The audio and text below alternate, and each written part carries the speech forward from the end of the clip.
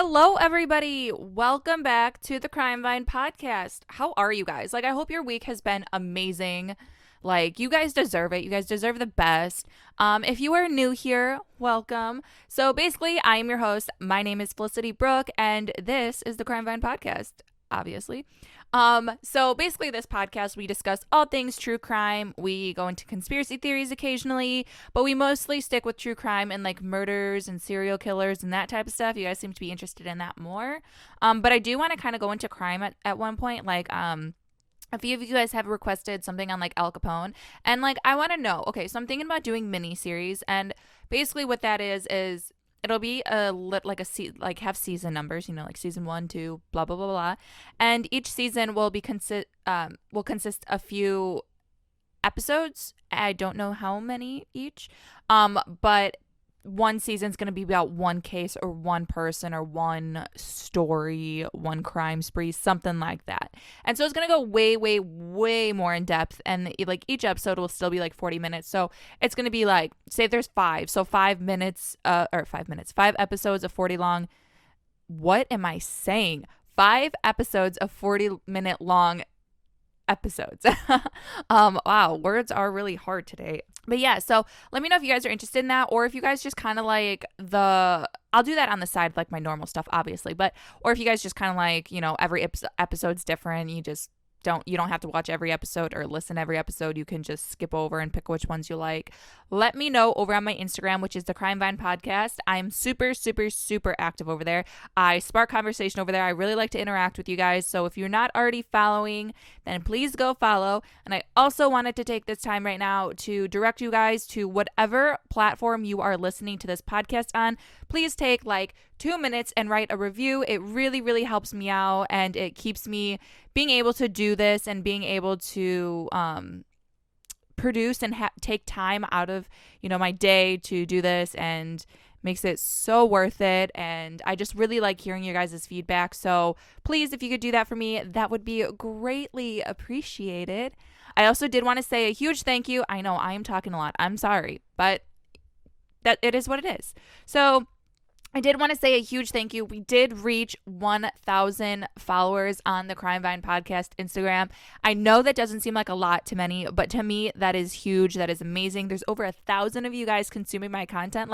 This is absolutely insane. And it's crazy that it's just crazy. It's just mind blowing that, that's a small venue. That is quite a lot of people, and I know it may not be 1 million people, but to me that makes me happy. So thank you guys. Thank you. But anyway, let's get into this case. So this episode we are going to be talking about Ed Gein, the guy that inspired many horror films to date. And it's really funny because, okay, so you guys requested Ed Gein a lot. You guys seem to really have an attraction towards him, and it's weird because I actually studied him. So I'm in film school right now, and I studied Edward Gein in one of my film classes because we were studying Psycho, which was a horror film based on Edward Gein, and it was directed by Alfred Hitchcock. And so it was based off of him. And then there was another movie that was based off of him called The Silence of the Lambs, which is you guys probably all know what that is. And also the last movie, or not the last movie, but the other one that inspired him was, which I know you guys all know and probably have all seen, was the Chainsaw Massacre. And the funny thing is I study this guy, but I've only ever seen Psycho. I haven't seen the Chainsaw Massacre. I've never seen Silence of the Lambs. I'm not a scary movie person. I don't like scary movies. I'll listen to scary things, but I don't like watching movies with jump scares and all that. But yeah, it's so funny. So let's get into this Psycho, no pun intended. So Edward Theodore Gein, he was born on August 27th, 1906 in La Crosse, Wisconsin, and his parents were George and Augusta Gein, who were both natives of Wisconsin, and they had 2 sons, Henry George Gein and, of course, Edward Theodore Gein. Despite Augusta's deep contempt for her husband, the marriage persisted because of the family's religious belief about divorce. Now, Augusta Gein was she was full on fucking crazy. This woman was insane, and their marriage just was, it was not a marriage that should have happened. It was only a marriage that was going to end poorly and end with everybody miserable. And I mean, well, look how it ended, look how their children turned out. But it just was a disaster waiting to happen, but they stuck it out because, like I said, she was insanely religious, and like your typical stereotypical religious person that, like the crazy ones.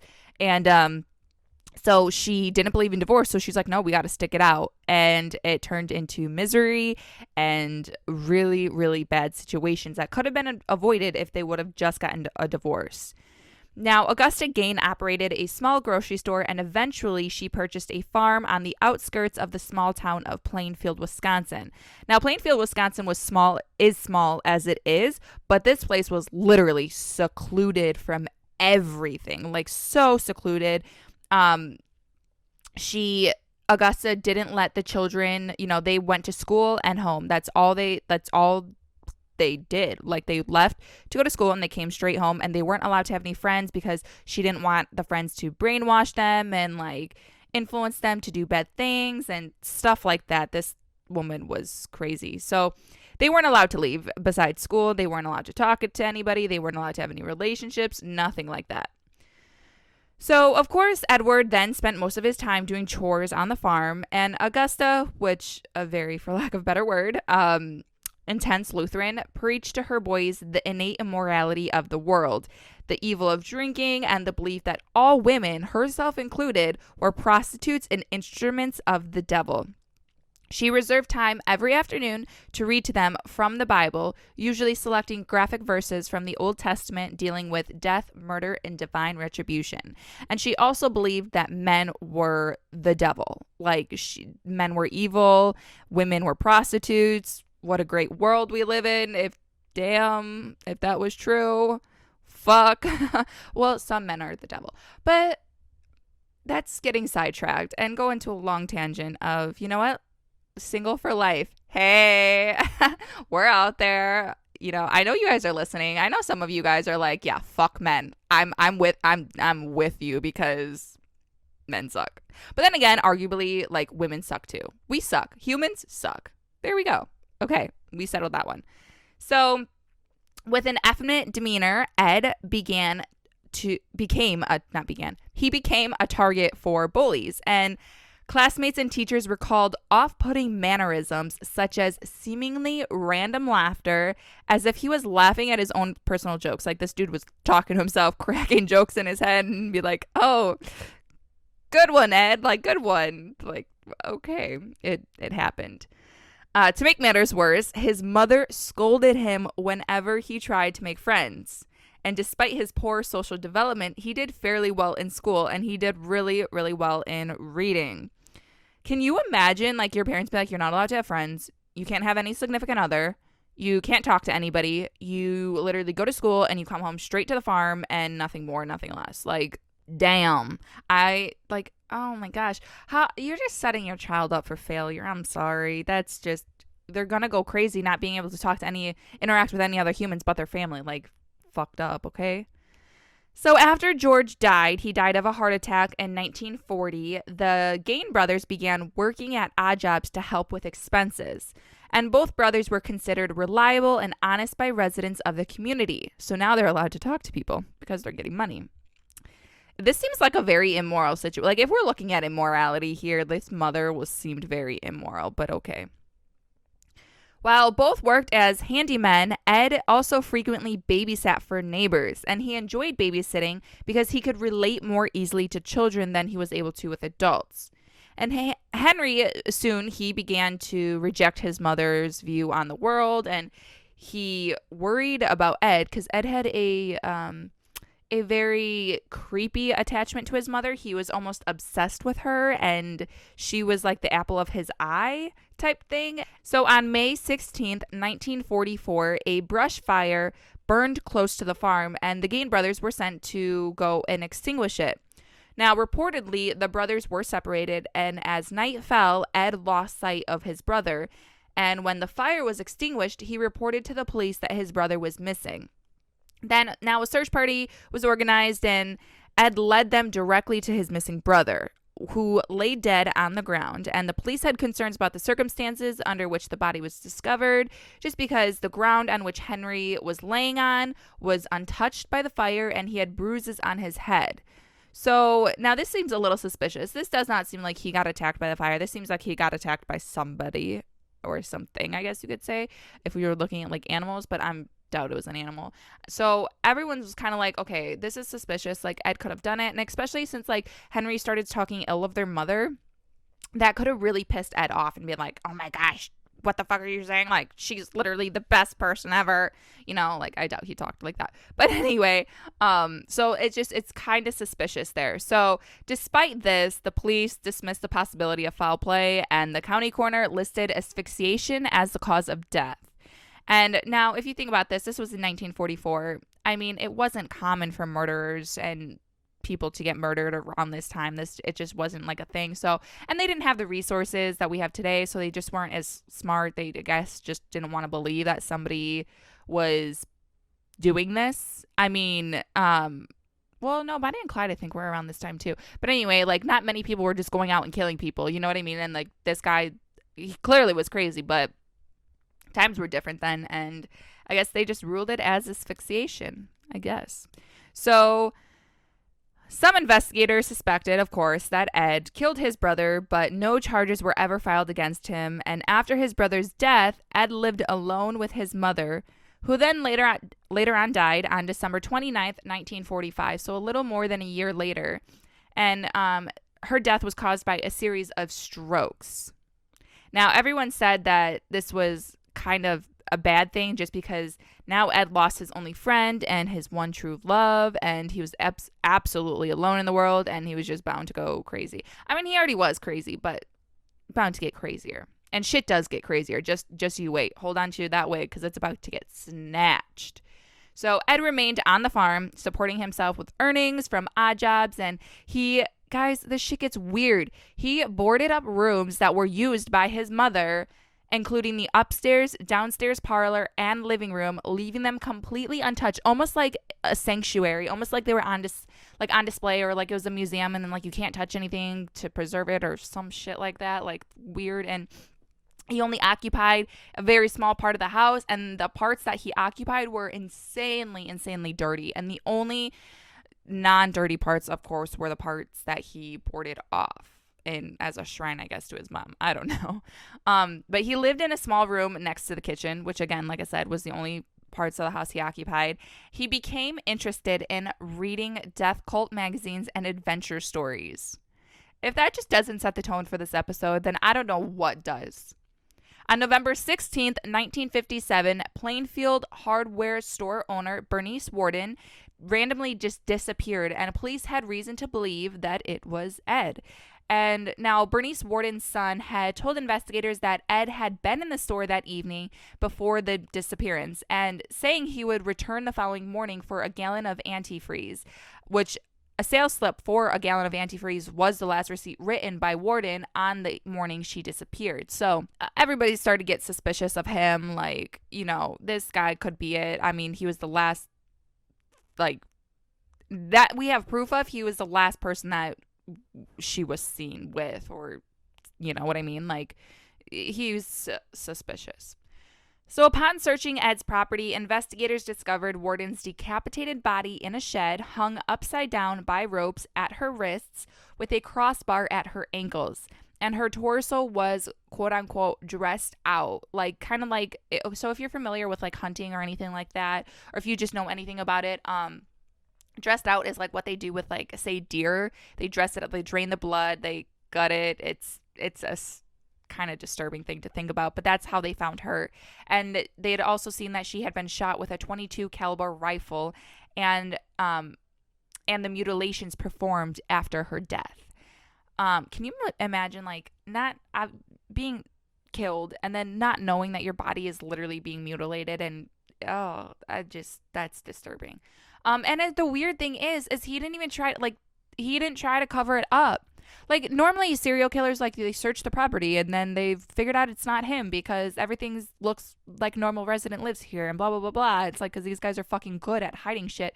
This guy was not, this stuff was out in the open. Like, this guy was kind of like screwed, because if at any given time anything were to go down, anything, and he needed help or he needed to call authorities or something, they would have seen this stuff. They would have seen it. Like, he was not smart in hiding it. Good thing for us and for, the authorities, bad for him. But when the authorities searched Ed's house, they found human skulls, organs in jars, bowls made from human skulls. Mary Hogan, who I will get into who she is later on, they found her head found in a paper bag, and Bernice Warden's head found in a burlap sack, and a lampshade made from skin from a human face. And that's not all they found. They found more, but if I listed everything, it would take probably about 10 minutes. So they have lists online where you can find what they found, and it's all on there. It's really disturbing, but I picked like the most disturbing parts, the juiciest parts for you guys. So there's other things that they found. Now, when Ed was questioned, he told investigators that between 1947 and 1952, he made as many as 40 nocturnal visits to 3 local graveyards to exhume recently buried bodies while he was in a daze-like state. And on about 30 of those visits, he said he had come out of the daze while in the cemetery and left the grave in good order and returned home empty-handed. Why? It's so weird. Like, he admitted this to the authorities. Like, that's fucking weird. I mean, most people hide this. He like was not hiding. He was like, yeah, whatever. I did it. Cool. Like, let's move on. Can we move on? That type of thing. Like, that's kind of what this guy's reminding me of. Now, on other occasions, he dug up the graves of recently buried middle-aged women he thought resembled his mother, and he took the bodies home where he tanned their skins to make his paraphernalia. Oh my gosh. And he also admitted robbing 9 graves, leading investigators to their locations. He led them there. And authorities were certain, like, they were like, I don't know if this guy's telling the truth. Is he capable of this? Like, doing it alone, digging up this grave, like, in one evening, like a single evening by himself with no help. Like, is this man capable, or is he just leading us on and bullshitting with us? But they ended up exhuming 2 of the graves, and they found them completely empty. And then investigators were like, oh shit, this guy is fucked up. All right, this is our guy. This is him. And shortly after his mother's death, Ed had decided that he wanted a sex change. Okay, he began to create a woman suit so he could pretend to be a female. Now, Gein denied having sex with the bodies he exhumed because he said that they smelled too bad. If they smelled so bad, why did you even exhume the bodies just to get their skin? Like, wouldn't their skin smell bad too? Like, obviously their organs are turning to like mush, but wouldn't their skin also smell bad since it's like in the same coffin? I don't even know. I mean, I don't really know. I'm not familiar with the smell of a dead body and how that all works, but I'm assuming that the skin would not smell nice either. Just saying. But he also admitted to the shooting death of Mary Hogan, who was a tavern operator, and she was actually missing since 1954. A 16-year-old youth whose parents were friends of Edwards, who attended ball games and movies with Ed, reported that he was aware of the shrunken heads which Ed had described as relics from the Philippines sent by a cousin who had served in World War II. And upon investigation by the police, these were determined to be human facial skins, carefully peeled from cadavers and used as masks by Ed. It's wonderful. That's not weird at all. Not in the slightest. Okay. So a sheriff by the name of Art Schley, I think is how you... I really don't know how to pronounce that name. I am sorry. I don't mean to butcher that, but it's Schley. Schley. There's no other way I think to pronounce that. But anyway, he allegedly physically assaulted Ed during questioning by banging Ed's head and face into a brick wall, causing Ed's initial confession to be ruled inadmissible. And Schley died of a heart attack in December 1968 at just age 43, only a month after testifying at Ed's trial.